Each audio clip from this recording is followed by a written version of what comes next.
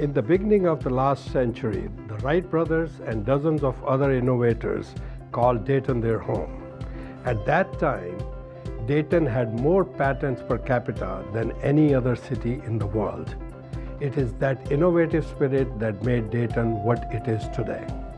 I'm Raj Soin, founder of Soin LLC, and I believe that the innovative spirit still remains the pillar of our business community. Our local universities, major research laboratories, and the business leaders are continuously pushing the boundaries with ideas that can change the world markets. As an entrepreneur, I trust these innovations are vital for our growth, and I feel privileged to work with the Dayton Area Chamber of Commerce in recognizing these innovators. This year, we are proud to recognize Battlesite Technologies as the 2018 recipient of the Soin Award for Innovation.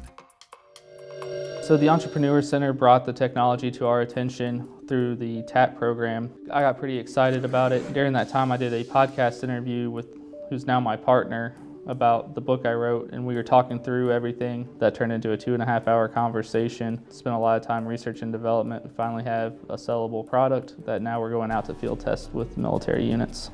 So we developed the Mark IR, which is a marking appliance reusable chemiluminescence. So it's a glow stick that you can write with that's reusable and you can write on any surface with.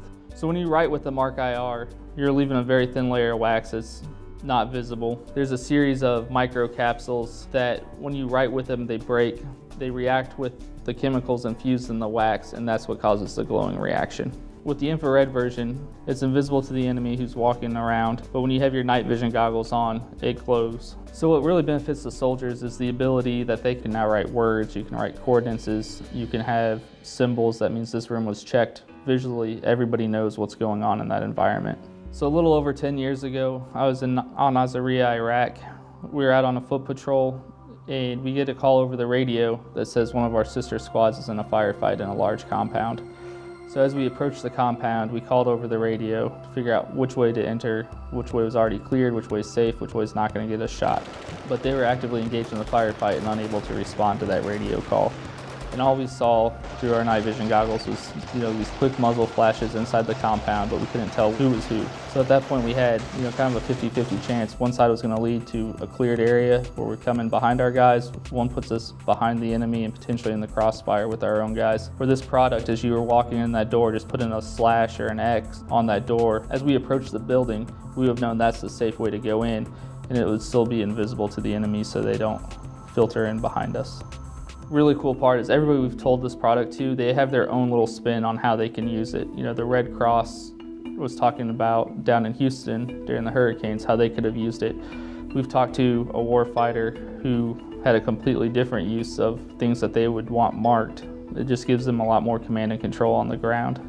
Dayton has been a huge part of our success, and one of the things that Bennett and I did when we formed this company is we wanted to rally the community behind us. So we've gotten involved with several nonprofits, with the chamber, with the Entrepreneur Center, and just trying to be the best community stewards that we can be. And in return, we were able to gain a lot of support for what we were doing, but also having the University of Dayton, who we partnered with to do some additional R&D and the initial prototype development. Not every community has, such a great engineering school partnered with AFRL, partnered with such a strong ecosystem for entrepreneurs. It's kind of the perfect storm that's going to spin out several more successful companies here in the community.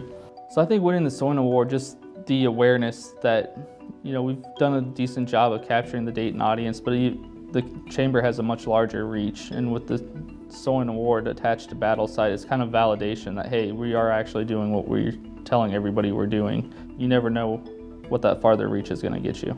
So what's made Battlesite successful is not myself or my partner. It's been the two of us, a cool product in the right community. So from our advisors to our mentors to everybody who's kind of rallied behind Battlesite to help keep us pushing forward and keep innovating and making the product better. That's what's really made us successful.